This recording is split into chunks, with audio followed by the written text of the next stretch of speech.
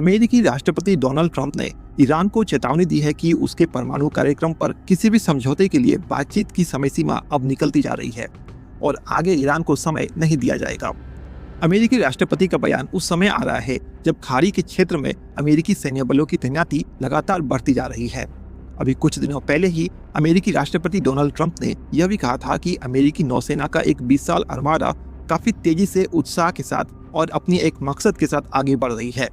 हालांकि अमेरिकी राष्ट्रपति के इस बयान का जवाब देते हुए ईरान के विदेश मंत्री अब्बास अगाची ने भी कहा था कि ईरान अमेरिका के किसी भी दुस्साहस का जवाब देने के लिए तैयार है और ईरान अमेरिका की किसी भी हरकत का तुरंत और जोरदार जवाब जरूर देगा। ईरानी विदेश मंत्री ने आगे यह भी कहा है कि ईरान का परमाणु कार्यक्रम पूरी तरीके से शांतिपूर्ण है और इसका मकसद कहीं से भी परमाणु हथियार बनाने का नहीं है और पश्चिमी देशों द्वारा ईरान द्वारा परमाणु हथियार बनाए जाने के दावे को उन्होंने खारिज किया है। पर ईरान चाहे जो कुछ भी कह ले, आने वाले समय में अमेरिका और इजराइल मुख्य तौर पर एक बार फिर से ईरान पर हमला करना चाहेंगे और जिस प्रकार से डोनाल्ड ट्रंप अमेरिकी नौसेना को लगातार निर्देश दे रहे हैं उससे यही प्रतीत होता है कि आने वाले कुछ दिनों में अमेरिका एक बार फिर से ईरान पर हमला करता हुआ दिखेगा। और ऐसा होने की संभावना इसलिए भी ज्यादा दिखाई दे रही है क्योंकि जिस प्रकार से वैश्विक परिदृश्य आज के समय में बदलता जा रहा है, ऐसे में बदल रहे वैश्विक परिदृश्य में अमेरिका निश्चित तौर पर ईरान में अपना प्रभाव को बढ़ाना चाहता है। और बीते कुछ महीनों में जिस प्रकार से अमेरिका ने जो कदम उठाए हैं उन सब से बार बार यही संकेत मिल रहे हैं कि आने वाले दिनों में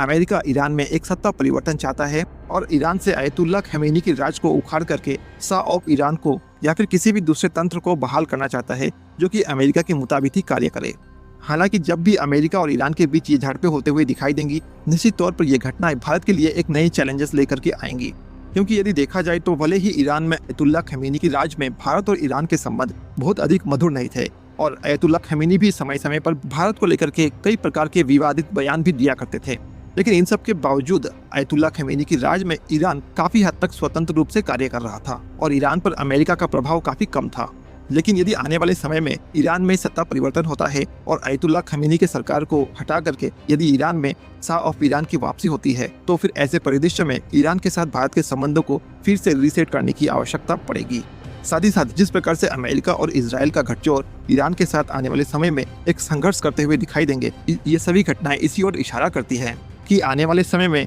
दूसरे वैश्विक ताकतें भी अमेरिका की ही चाल चलते हुए अपने अपने उद्देश्यों की पूर्ति करते हुए दिखाई देंगी। चाहे रूस का अपना प्रभाव पूर्वी यूरोप में बढ़ाना हो या फिर यूक्रेन के एक बड़े हिस्से को कब्जा लेना हो और वहीं एशिया में चीन द्वारा ताइवान को अपने कब्जे में लेना हो और साउथ चाइना सी में अपने प्रभाव को बढ़ाना हो, तो वहीं दक्षिण एशिया में भारत का पीओके पर और बांग्लादेश में अपने प्रभाव को जमाना हो, ये सभी घटनाएं आने वाले समय में होते हुए स्पष्ट रूप से देखी जा सकती है। बाकी आपका इस मुद्दे पर क्या मानना है? क्या आपको ऐसा लगता है कि आने वाले समय में वर्ल्ड जियोपॉलिटिक्स में काफी बड़े बदलाव होते हुए दिखेंगे और दुनिया में एक रीसेट होता हुआ दिखाई देगा? आपकी जो भी विचार है आप कमेंट बॉक्स में हमारे साथ साझा जरूर करें।